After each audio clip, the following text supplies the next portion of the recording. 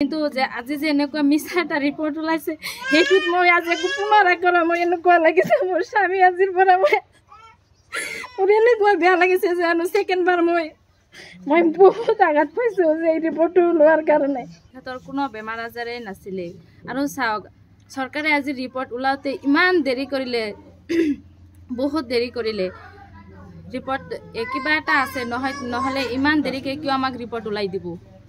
আমাৰ চৰকাৰৰ পৰা আমাৰ কিবা সুবিধা কৰক নকৰক সেইটো বেলেগ কথা, কিন্তু যে আজি যে এনেকুৱা মিছা এটা ৰিপৰ্ট ওলাইছে সেইটোত মই আজি একো পুনৰ কৰা মই এনেকুৱা লাগিছে মোৰ স্বামী আজিৰ পৰা মই এনেকুৱা বেয়া লাগিছে যে ছেকেণ্ড বাৰ মই বহুত আঘাত পাইছোঁ যে এই ৰিপৰ্টটো ওলোৱাৰ কাৰণে। মৃদুল ইছলামে কেতিয়াবা মদ খাইছিল নেকি? নাই, আপোনালোকে তাই এখেতে যদি মদ খালেহেঁতেন, এজন এডভকেট আছিলে, এজন মদ খোৱা মানুহে আনকতো কেতিয়াও সহায় কৰিব নোৱাৰে। তাই যদি নিজেও মদ খালেহেঁতেন তেওঁ আনক কেনেকৈ সহায় কৰিব সেইটো চাওক, এজন এডভকেট। আৰু আপোনালোকে চাওক, চেষ্টা কৰি চাওক, যদি এখেতে যদি মদ খাইছিলে আপোনালোকে সেইটো ওলোৱাৰ কাৰণে চেষ্টা কৰে। যদি মদ খোৱা মানুহ ৰাতিপুৱা ঘৰৰ পৰা ওলাই গ'ল, চাহ পানী খায়, তাতে মদ ক'ত খালে, কেনেকুৱা খালে? আৰু দিনটো পৰতে কোনেও এনেকৈ মদ খায় নেকি? কোনোদিনেই মদ খোৱা নাছিলে। এইবিলাক চব চৰকাৰৰ চক্ৰান্ত হয়।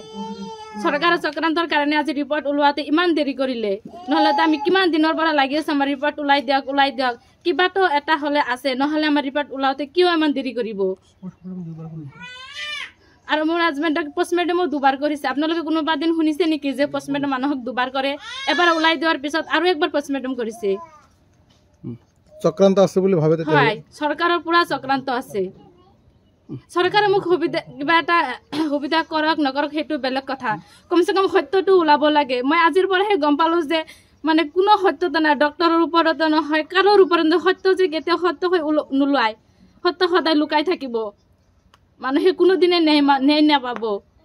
হয়, আমি ব্যৱস্থা ল'ম, আমি কোৰ্ট যাম, ৰিপৰ্ট ল'ম, ৰিপৰ্ট যাই আমি কোৰ্টত যাম, যাই কিনে আমি তাতে যাই কিনে আমি আপিল কৰিম আমি। কিন্তু যে আজি যে এনেকুৱা মিছা এটা ৰিপৰ্ট ওলাইছে সেইটোত মই আজি একো পুনৰ কৰা মই এনেকুৱা লাগিছে মোৰ স্বামী আজিৰ পৰা মই এনেকুৱা বেয়া লাগিছে যে ছেকেণ্ড বাৰ মই বহুত আঘাত পাইছোঁ যে এই ৰিপৰ্টটো ওলোৱাৰ কাৰণে। সিহঁতৰ কোনো বেমাৰ আজাৰেই নাছিলে আৰু চাওক চৰকাৰে আজি ৰিপৰ্ট ওলাওঁতে ইমান দেৰি কৰিলে বহুত দেৰি কৰিলে ৰিপৰ্ট কিবা এটা আছে নহ'লে ইমান দেৰিকৈ কিয় আমাক ৰিপৰ্ট ওলাই দিব। আমাৰ চৰকাৰৰ পৰা আমাৰ কিবা সুবিধা কৰক নকৰক সেইটো বেলেগ কথা, কিন্তু যে আজি যে এনেকুৱা মিছা এটা ৰিপৰ্ট ওলাইছে সেইটোত মই আজি একো পুনৰ কৰা মই এনেকুৱা লাগিছে মোৰ স্বামী আজিৰ পৰা মই এনেকুৱা বেয়া লাগিছে যে ছেকেণ্ড বাৰ মই বহুত আঘাত পাইছোঁ যে এই ৰিপৰ্টটো ওলোৱাৰ কাৰণে।